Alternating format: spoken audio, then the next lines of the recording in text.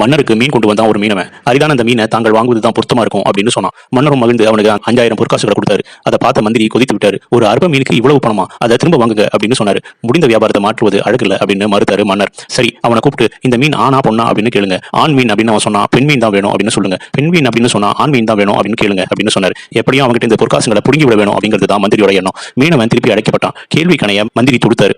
அவன் உஷாராக பதில் சொன்னான். இது ஆணும் இல்ல பெண்ணும் இல்ல, இரண்டின் குணாதிசயங்களை கொண்ட அதிசய மீன் அப்படின்னு சொன்னான். இதை கேட்ட மன்னருக்கு வியந்தாரு. அந்த பதில நெகிழ்ந்து அவரு மேல் ஒரு 5000 பொற்காசுகளை அவங்கிட்ட கொடுத்தாரு. அதிலிருந்து ஒரு காசு தரையில விழுந்து ஓடிச்சு. மீனவன் அதை ஓடி போய் தேடி எடுத்தான். அதை பார்த்த மந்திரி கோபத்தின் உச்சிக்கு போனாரு. பேராசக்காரன், கீழே விழுந்த காசை யாராவது வேலைக்காரங்க எடுத்துக்கிட்டுமே அப்படின்னு விட்டானா பாருங்க அப்படின்னு சொன்னாரு. இதை திரும்பி பார்த்த அந்த மீனவன் நிதானமாக திரும்பி சொன்னா, நான் பேராசையில் அதை எடுக்கவில்லை மந்திரியாரே, அந்த நாணயத்துல மன்னரோட உருவம் இருக்கு, யாராவது தெரியாம அதை மிதிச்சா கூட அதை என்னால தாங்கிக்கவே முடியாது அப்படின்னு சொன்னான். மனம் நெகிழ்ந்த அரசன் இன்னொரு 5000 பொற்காசுகளை அவனுக்கு வாரி கொடுத்தாரு.